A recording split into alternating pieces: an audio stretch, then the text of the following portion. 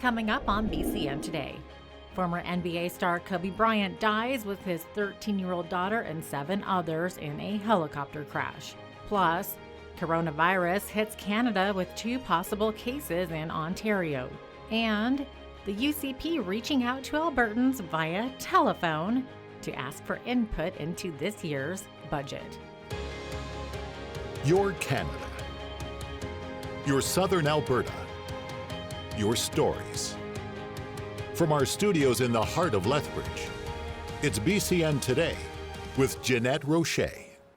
Hello, and thanks for joining us on this Monday. The world has been shaken by the news of the death of former NBA star Kobe Bryant. The grief has been felt far beyond the realm of sports and the world of basketball. We're learning that the helicopter carrying the 41-year-old former LA Laker, his daughter, and 7 others that crashed into a hillside outside Los Angeles was flying in foggy conditions considered dangerous enough that local police agencies grounded their choppers. All 9 people on board died. We do know there was an issue of visibility and a low ceiling.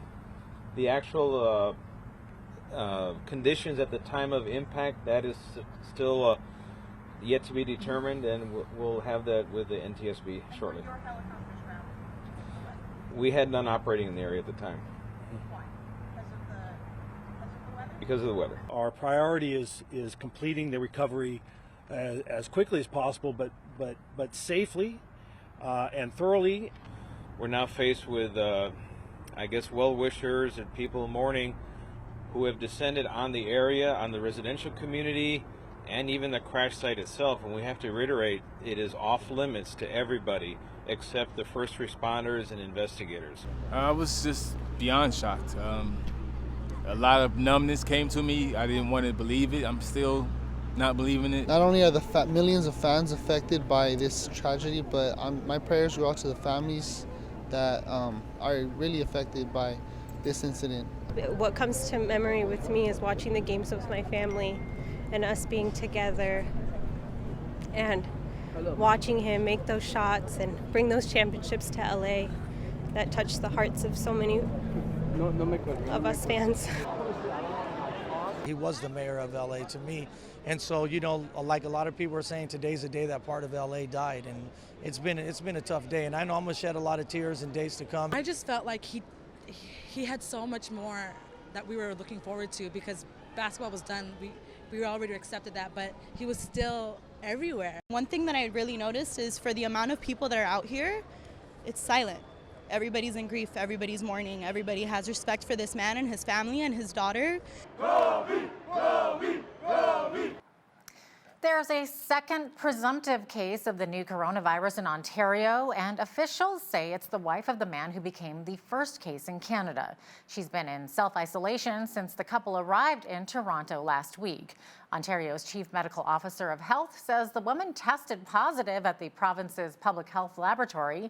Her husband's case is being diagnosed at the Health Canada lab in Winnipeg. Dr. David Williams says that since the woman has been in self-isolation, the risk to Ontarians remains low. Public health officials here in Alberta say they are prepared for any possible cases of the coronavirus. So far, there are no confirmed cases in Alberta. Our province's Chief Medical Officer of Health says we should, however, continue to take extra precaution. Albertans, if they are planning on traveling, that they look at the Health Canada website that has travel advice to make sure that they know the most recent recommendations to take to protect themselves. For Albertans here at home, the important thing to know is that they're more likely to be exposed to something like influenza or another respiratory virus, and common things they can do to protect themselves against any respiratory virus would be things like washing their hands regularly, not touching hands to their eyes or their face, as that tends to be the way that we often accidentally introduce germs to ourselves. And then if people are feeling sick, it's always a good idea to avoid being around other people when you have a fever or cough. Dr. Hinshaw is urging people to seek credible information sources on the outbreak. Lethbridge police are seeking the public's assistance to locate 40-year-old Kevin Albert Bunn. He was last heard from by family members on January 24th after he failed to show up at his place of employment. Attempts by police to locate him since have been unsuccessful. A photo of Bunn is included for release. Anyone who has seen him or has any information on his whereabouts is asked to contact police at 403-328-4444. The University of Lethbridge First Choice Savings Center was packed on Saturday as dignitaries, family, and friends came out to honor First Nations leader Jason Goodstriker. Goodstriker was the former regional chief for the Assembly of First Nations. He also served as a counselor for the Blood Tribe and most recently as a member of the Alberta government's Fair Deal panel. Alberta Premier Jason Kenney and Blood Tribe Chief Roy Fox were among the dignitaries who paid tribute. A good athlete, a good politician, a good businessman in the energy sector, and yes, a great powwow announcer. And I'm proud that he joined our Fair Deal panel at my invitation to fight for this province, an opportunity that really excited him to help him make a difference for his people and for all of us. But those last couple of days really sum up the journey of his life. Hockey, working in the oil patch, fishing, bringing people together, helping Aboriginal kids. Last week, Jason sent me a text saying, quotes, "So happy to have the opportunity to help you and our people out. Things are going good. We'll keep at it." Goodstriker leaves behind his wife, Tiffany, and 9 children, 5 of whom they adopted. The family of a missing local man organized a search party over the weekend for Marshall Iwasa. The 27-year-old was last seen November 17th, and his burned-out truck was found near Pemberton, BC, a week later. Some 40 volunteers showed up to look through the river bottom areas in Lethbridge. Iwasa's sister, Paige Fogan, says that they're not giving up. I mean, I think for us as his family, the most important thing is we're responsible for making sure answers are found. And so no matter what the outcome is, we're going to continue looking until we have concrete answers. At this point, we're not able to search BC due to the weather. We've always wanted to go out and search there since day one, but we had RCMP conducting their search and rescue doing it up there. And then by the time they stopped due to weather, we weren't able to go. The family plans to search in BC in the spring if he's not found by then. The University of Lethbridge hosted a series of sold-out TEDx talks this past weekend featuring an all-local lineup of speakers. 11 people each gave a 10 to 15-minute presentation centered around the theme of I Am Still Learning. Well, we at the University of Lethbridge are absolutely thrilled to have TEDx ULeth here today. And this is because it gives an opportunity for our community to have a voice, for our students, staff, and faculty to tell their personal stories, to share their big ideas, and to do that with the world. Yes, the Lethbridge community, but also the world, because we're live streaming this event, and we have people watching all over, including at the viewing parties, as well as family and friends worldwide. I think there's a real beauty in acknowledging that we are always learning, because that allows us to have the curiosity to get to know each other as people, instead of seeing each other as being on the right or the wrong side. I feel like very often we've decided that we know everything there is to know about somebody else, and we've decided that we're going to stop learning, and that's when we start making big assumptions and hurting each other very deeply. University officials say the event was a success and hope to host more TEDx talks in the future.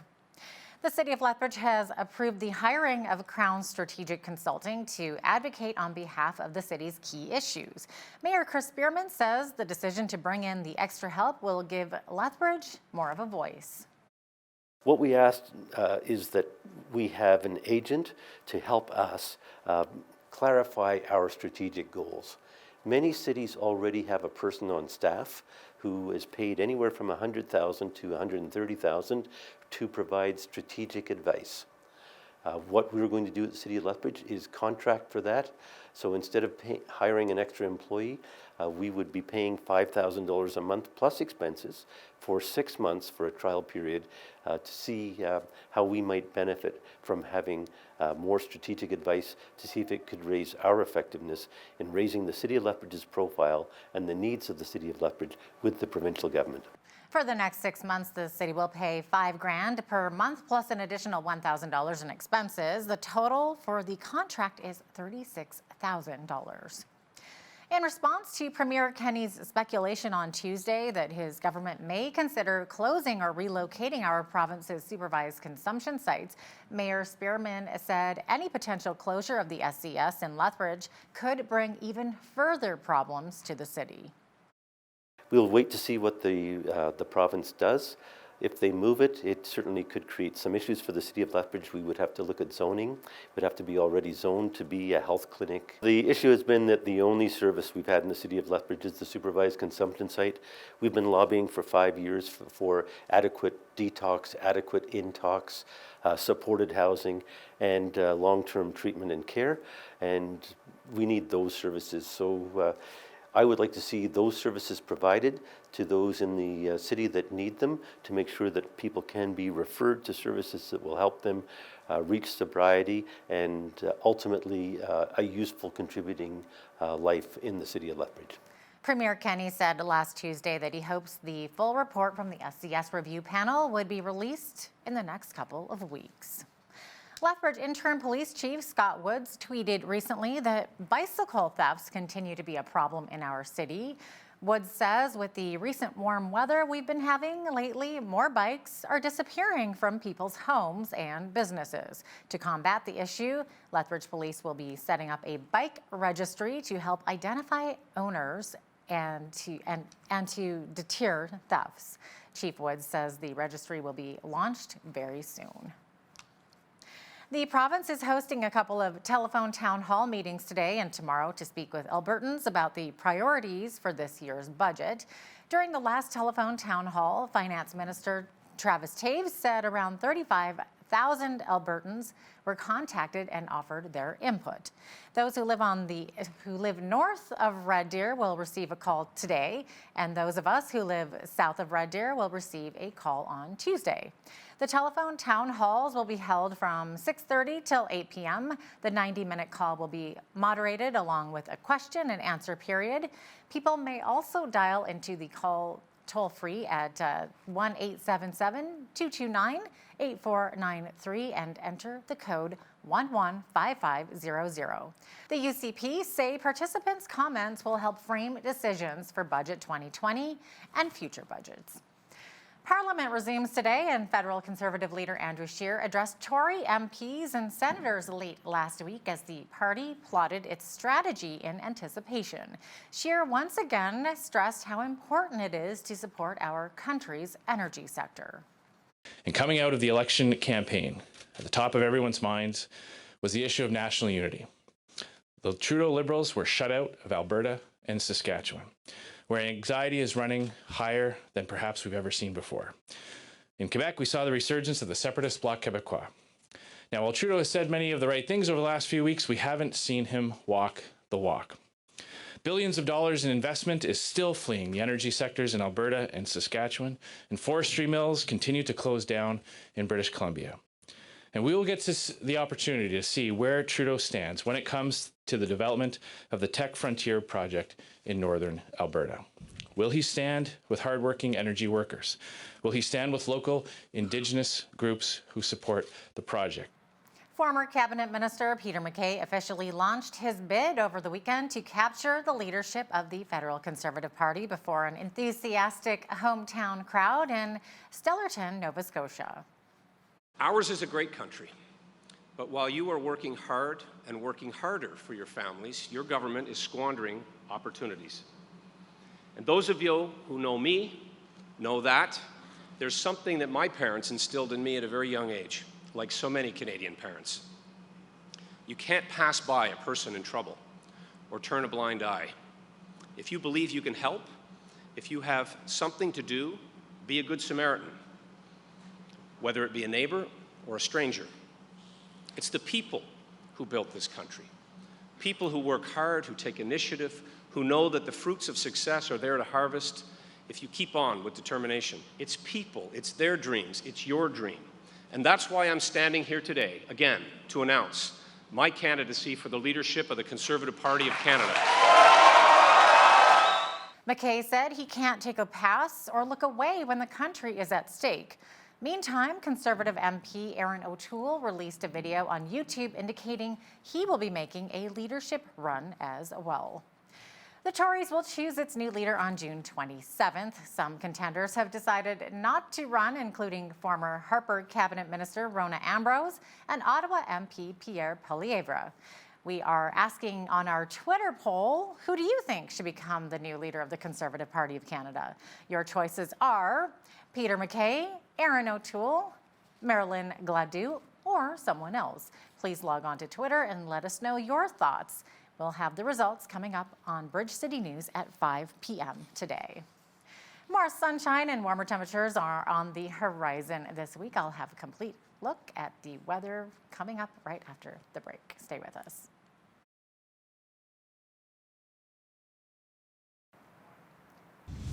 Welcome back. Here's a look at our weather highlights for today and tomorrow in Lethbridge. We've got some cloudy skies. It's going to be clearing away, though, by noon for sunny skies. High of 6 degrees today, the low overnight, -5.